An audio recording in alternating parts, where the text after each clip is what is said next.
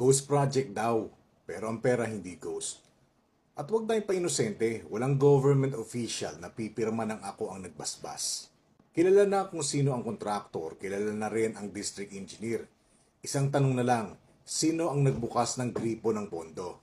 Walang papel na aamin kaya kailangan mismong kontraktor at district engineer ang magngunguso. Sila lang ang makapagsabi kung sinong politician o government official ang naglatag ng basbas at paano dumaan ang pera. Ngayon, nakarecord na ang pangalan ng engineer at kontraktor. Pinpointed na sila.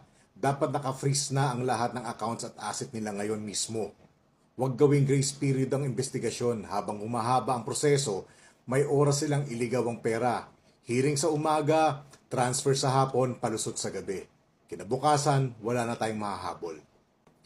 Simpleng solusyon, sundan ng pera, in and out. Saan pumasok, kaninong account lumabas, bank slip, transfer record, voucher, memo, email chat, progress billing, site log, delivery photo, at petsa ng release. Kung may money trail, may pangalan. Hindi ito trial by TikTok o trial by chismis. Thorough investigation, oo, pero may liwanag, hindi backroom. Kailangan ng transparency para makita ng taong bayan ang progreso. Public case tracker, magkano, status, magkano na freeze, magkano na recover at susunod na hakbang. Regular updates, weekly summary na nakapost, hindi press con lang. Mga dokumentong mababasa, i-upload ang resibo at memo. Redacted kung sensitibo, pero klaro ang petsa at amount. Open hearings na may live stream at archive. Citizen tip lines na may receipt number para masundan. Visible audit trail, sino ang nag-review, kailan at anong desisyon, resibo lang, hindi relasyon. Kapag guilty ang district engineer at contractor, habang buhay na kulong.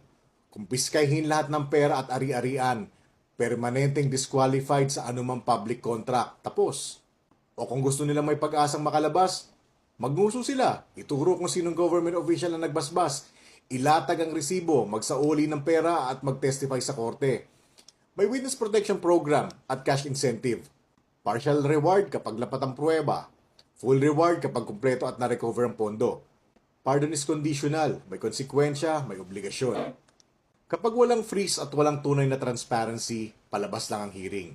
Soundbite sa TV, zero refund sa bayan. Tandaan nyo, galit na ang taong bayan. Ito ang problema natin. Puro ipasa sa Diyos, tapos tatahimik. Kung tatahimik tayo, huwag tayong umasa. Walang mangyayari. Don't expect change kung walang kumikibo. Kailangan na talagang magalit. Yung galit na may gawa, hindi galit na papost lang. Sabi sa Biblia, pananampalataya na walang gawa ay patay. Kaya kumilos tayo sa loob ng batas.